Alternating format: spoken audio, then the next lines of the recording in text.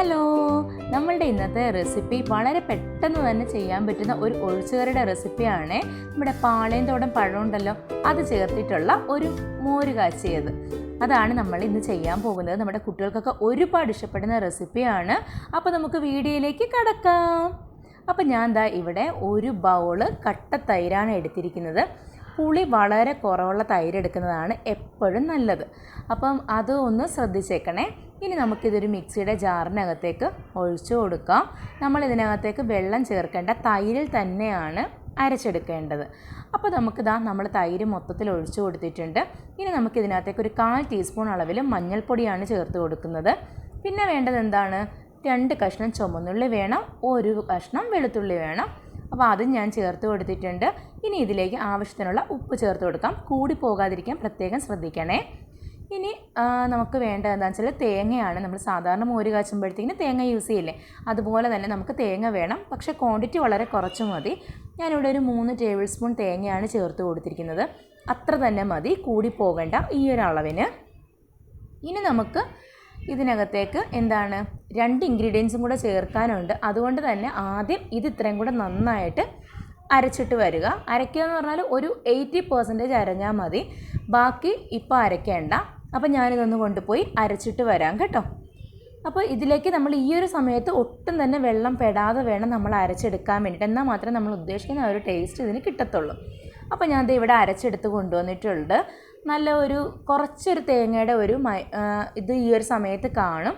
അപ്പോൾ ഇനി ഞാൻ ഇതിനകത്തേക്ക് ചേർക്കാൻ പോകുന്നത് ഒരു പച്ചമുളകാണ് കേട്ടോ.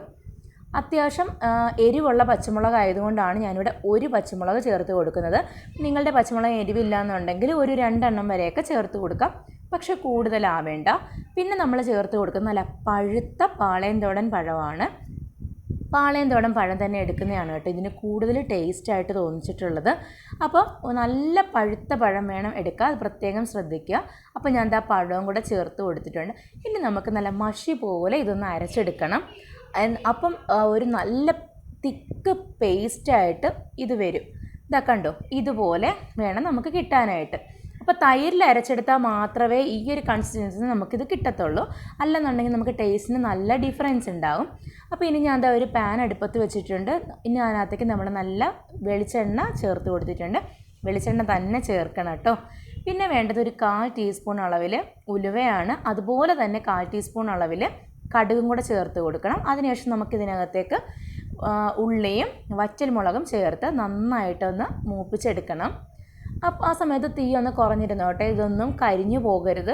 കടുകോ ഉലുവയോ ഒന്നും കരിയാതെ വരുമ്പോഴാണ് ആ വറവലിന് കറക്റ്റ് ടേസ്റ്റായിട്ട് കിട്ടുന്നത്. പിന്നെ ഞാൻ കുറച്ച് വേപ്പില കൂടെ ചേർത്ത് കൊടുത്തിട്ടുണ്ട്. ഇനി നമ്മൾ അരച്ച് വെച്ചിരിക്കുന്ന ആ ഒരു പേസ്റ്റ് ഉണ്ടല്ലോ, അത് നമുക്ക് ഇതിനകത്തേക്ക് ഒഴിച്ചു കൊടുക്കാം.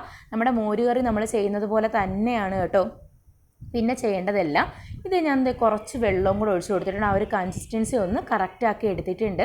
തിളയ്ക്കാൻ പാടില്ല, തീ നല്ല കുറവിലിട്ടിട്ട് വേണം ഇങ്ങനെ ആക്കിയെടുക്കുക. അപ്പോൾ വളരെ പെട്ടെന്ന് ഒരു 5 മിനിറ്റ് പോലും എടുത്തില്ല, നമ്മുടെ കറി റെഡി ആയിട്ടുണ്ട്. എല്ലാവരും ട്രൈ ചെയ്ത് നോക്കാൻ മറക്കരുതേ. ചാനൽ ഇതുവരെ സബ്സ്ക്രൈബ് ചെയ്യാത്തവർ ഒന്ന് സബ്സ്ക്രൈബ് ചെയ്തേക്കണേ. പിന്നെ ആ ഒരു ബെൽ ബട്ടൺ ഒന്ന് പ്രസ് ചെയ്യാൻ മറക്കരുത്. അപ്പോൾ നമുക്ക് അടുത്ത വീഡിയോയുമായി ഉടൻ തന്നെ കാണാം. Bye bye.